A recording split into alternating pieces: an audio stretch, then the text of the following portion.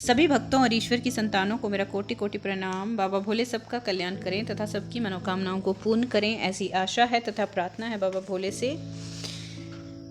आज हम वायवीय संहिता के पूर्वार्ध के प्रथम अध्याय से आरंभ करेंगे। अध्ययन आरंभ करने से पहले ओम नमः शिवाय, हर हर महादेव। प्रथम अध्याय पुराणों और विद्यावतार का वर्णन।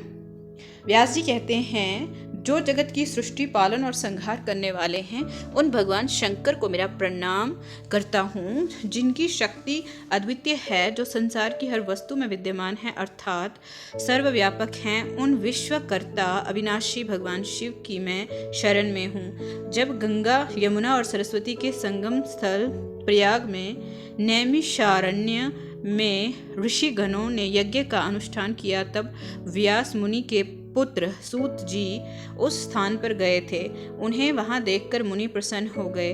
उन्हें यथा योग्य आसन पर बिठाकर उनका सत्कार और पूजन किया।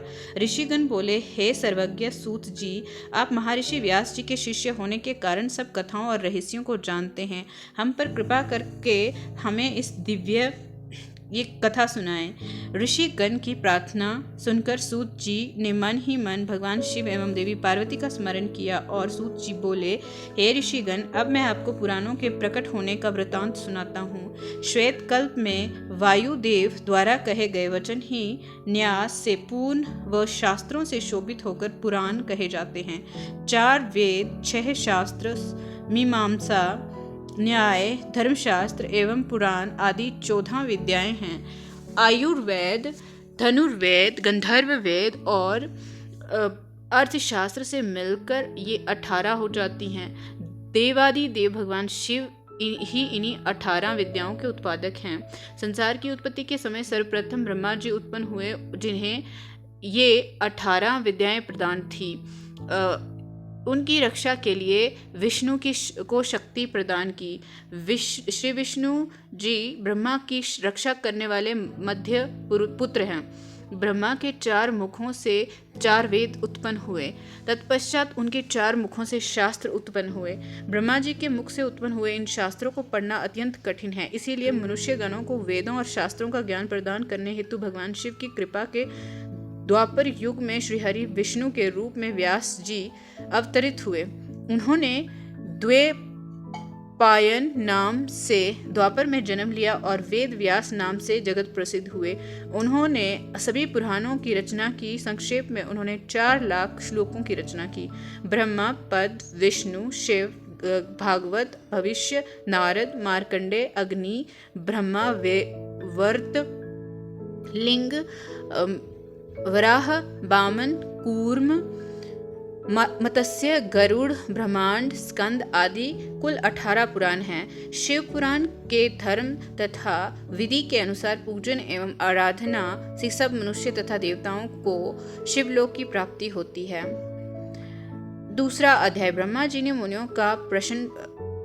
से मुनियों का प्रश्न पूछना।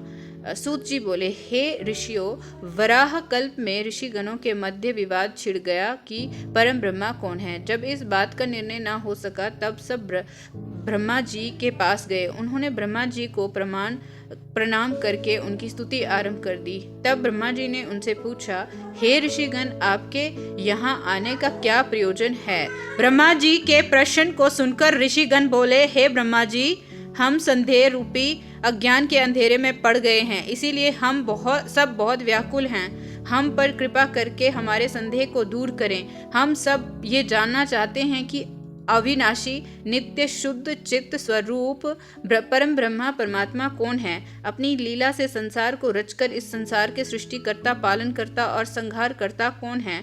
ऋषिगणों का ये प्रश्न सुनकर ब्रह्मा जी ने त्रिलोकीनाथ, कल्याणकारी देव आदिदेव महादेव जी का स्मरण करके उन्हें बताया। तीसरा अध्याय नैमिषारण्य कथा। ब्रह्मा जी बोले, हे ऋषियों, जिसने ब्रह्मा, विष्णु और रुद्र सहित पूरे संसार को रचा, जिनकी कृपा दृष्टि पाकर संसार के सभी प्राणी भयमुक्त हो जाते हैं, जो सब इंद्रियों के मूल हैं, जिनकी कृपा से मुझे प्रजापति पद प्राप्त हुआ है, जो सब पर शासन करने वाले हैं, जिनकी कृपा से सूर्य, चंद्र, अग्नि, बिजली सहित पूरा संसार प्रकाशित होता है, वे परम ब्रह्मा और कोई नहीं स्वयं शिव हैं।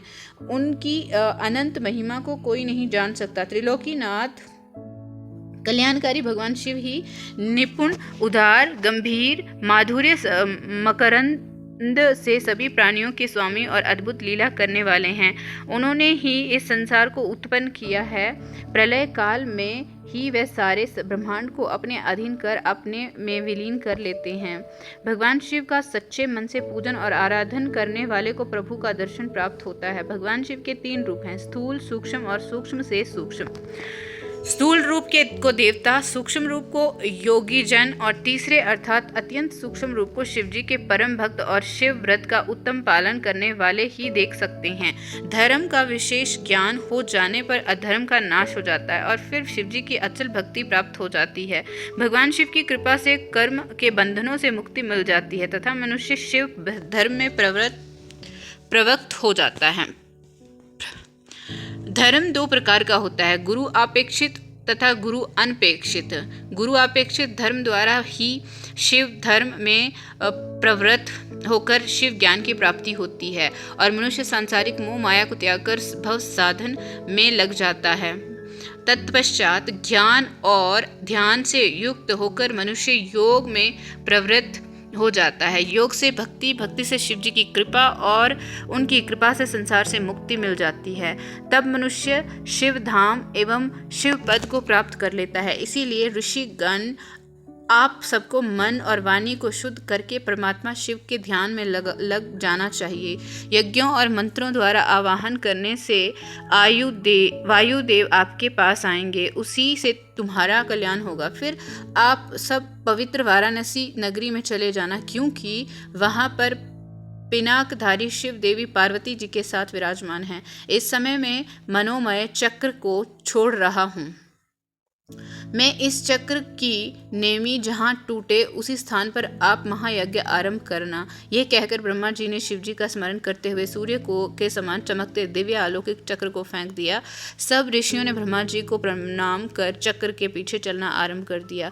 वे चक्र बहुत दूर चलकर एक बड़ी शिला से टकराया और उसकी नेमी टूट गई।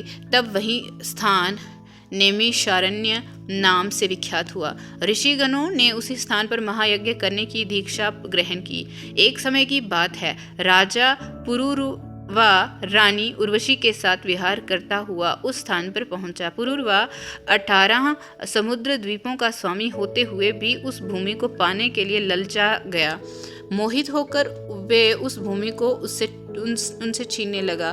तब मुनिगण ने क्रोध में राजा पर कुशा का प्रहार किया और राजा को मार गिराया। इसी भूमि खंड पर ब्रह्मा जी ने सृष्टि की रचना की थी।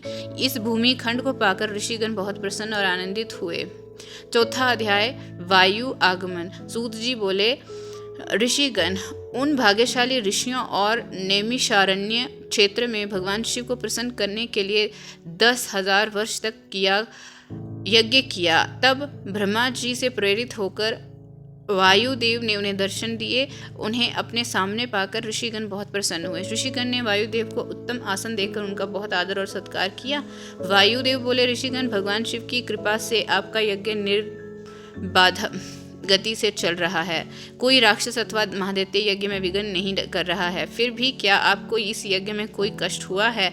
आपने शास्त्र,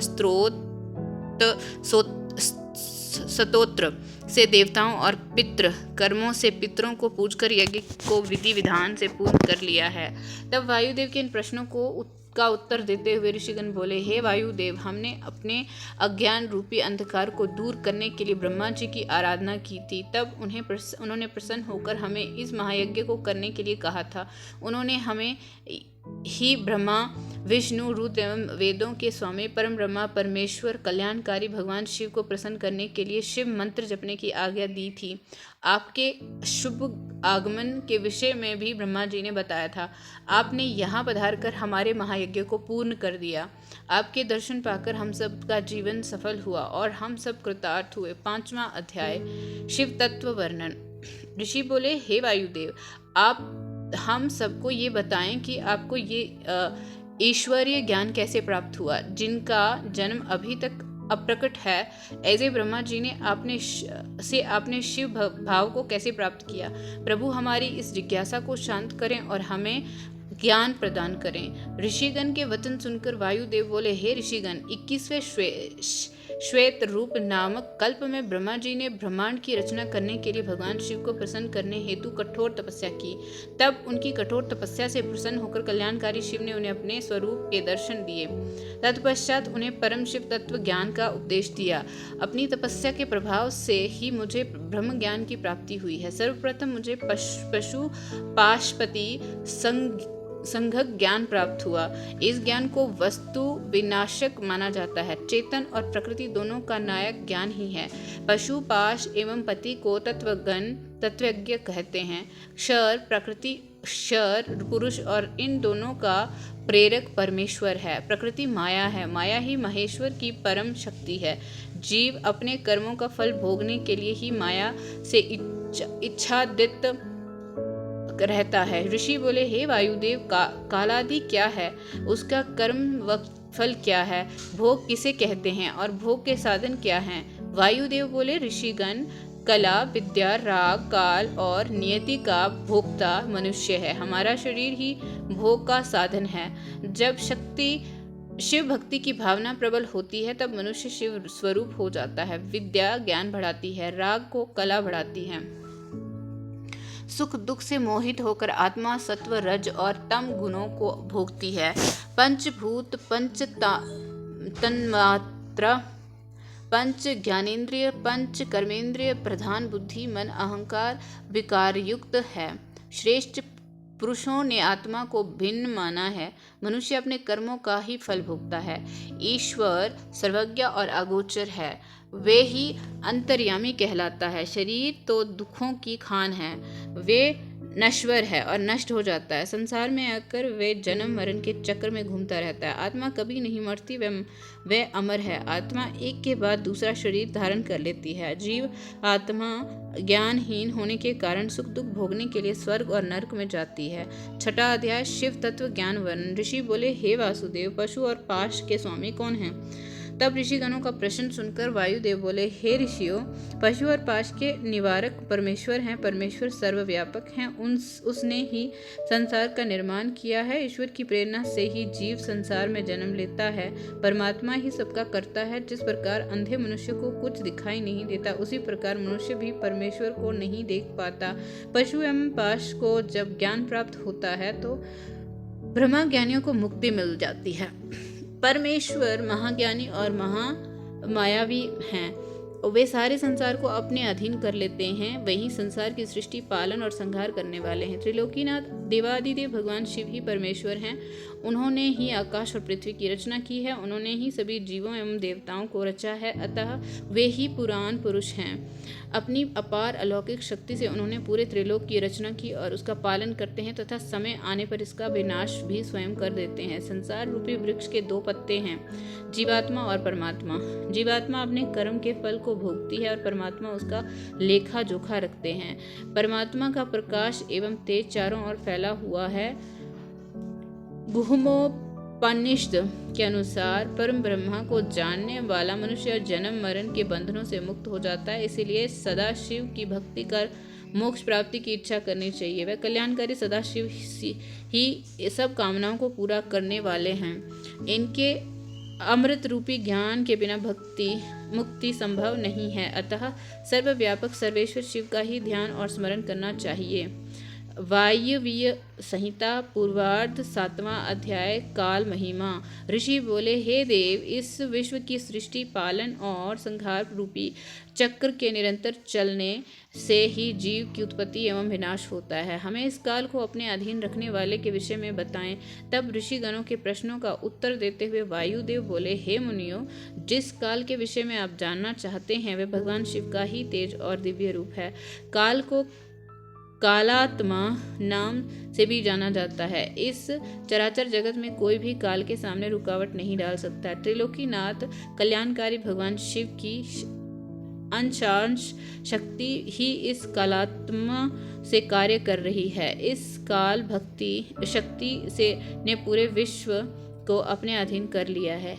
ये काल सिर्फ भगवान शिव के ही अधीन है, क्योंकि इसमें स्वयं शिव शक्ति विद्यमान है। इस काल को रोक पाना किसी के वश में नहीं है। कोई इसका उल्लंघन नहीं कर सकता। अपनी अथाह बल शक्ति के कारण ही ये त्रिलोक पर अपना अखंड राज्य कर रहा है। भगवान शिव की शक्ति से ही ये सब जीवों को उनके सुख दुख का फल देता है।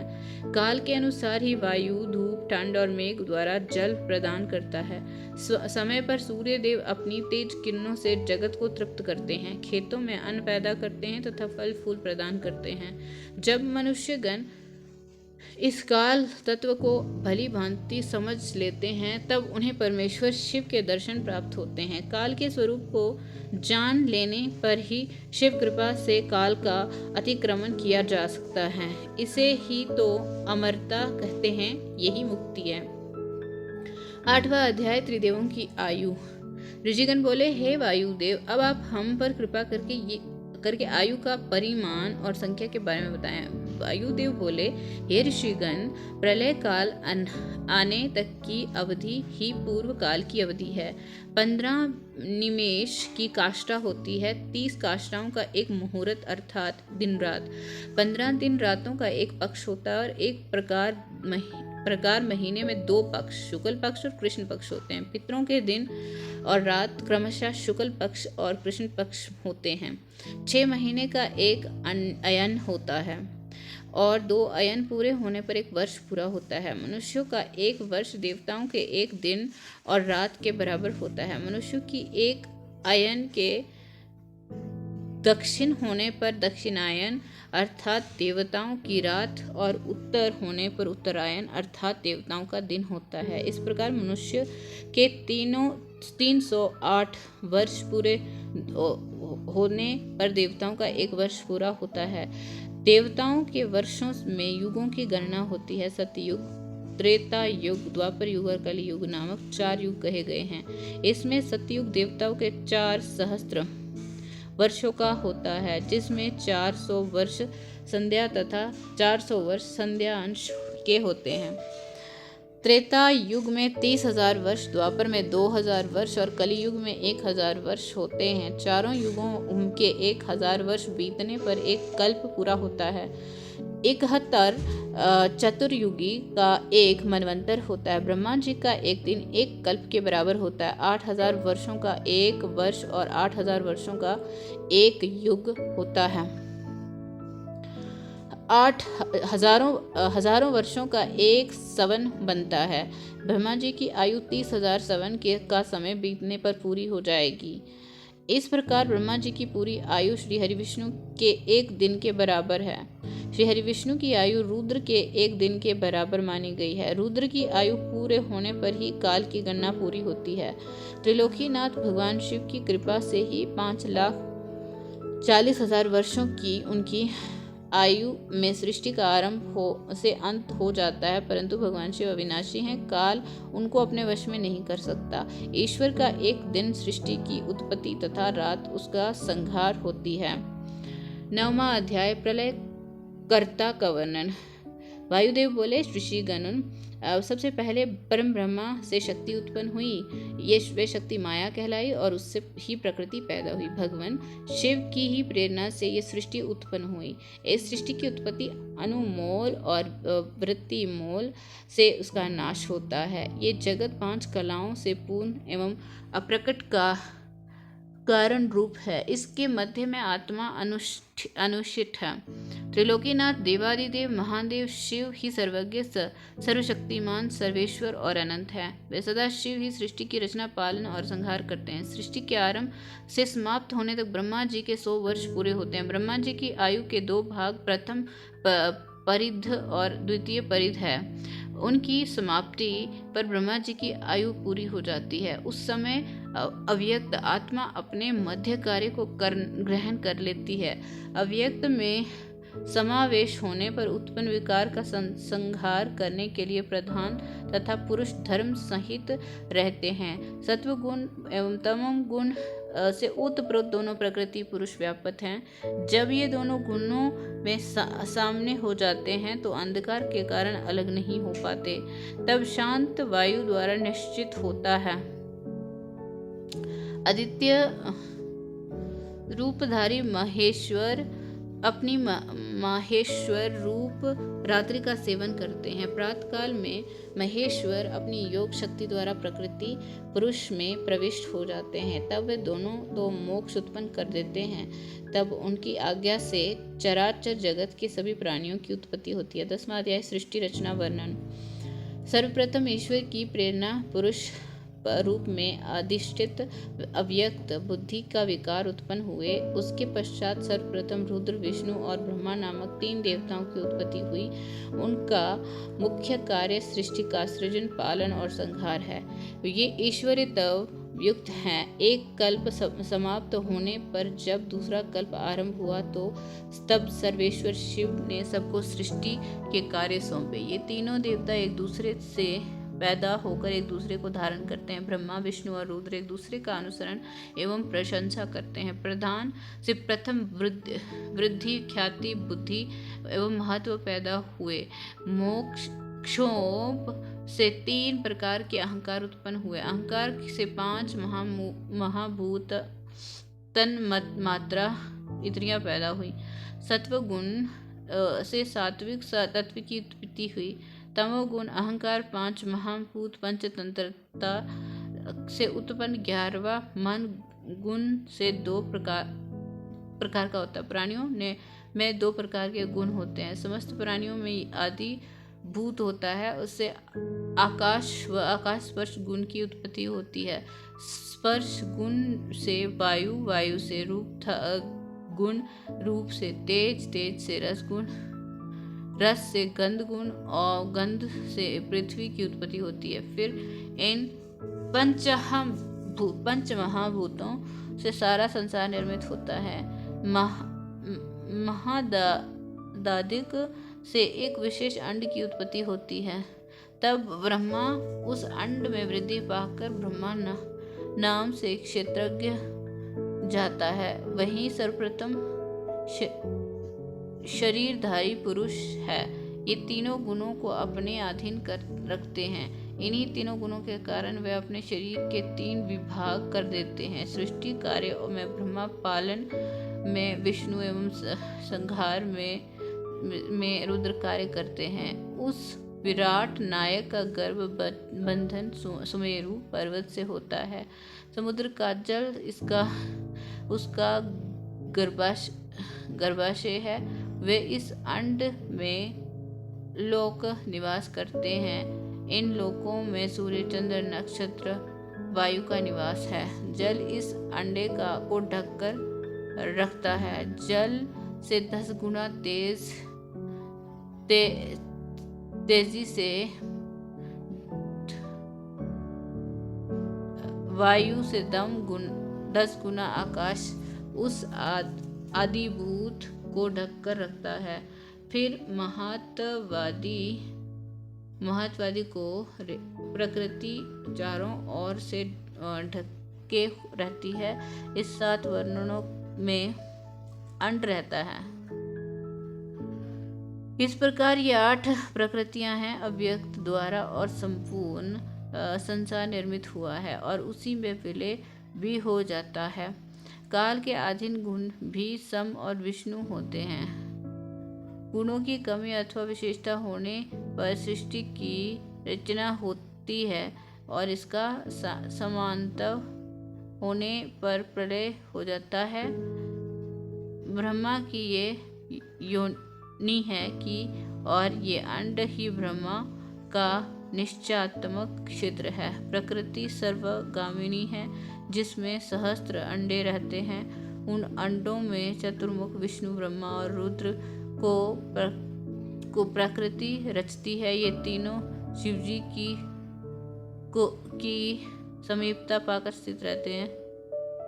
व्यक्त से अव्यक्त, व्यक्त से अंड और अंड से ब्रह्मा उत्पन्न होकर संपूर्ण लोक की रचना करते हैं। सृष्टि की रचना और प्रलय काल में उसका नाश तो परमेश्वर की लीला। आज के लिए इतना ही। आगे का सफर अगली वीडियो के साथ जारी रखेंगे। तब तक के लिए धन्यवाद। ईश्वर सदैव सबका कल्याण करे।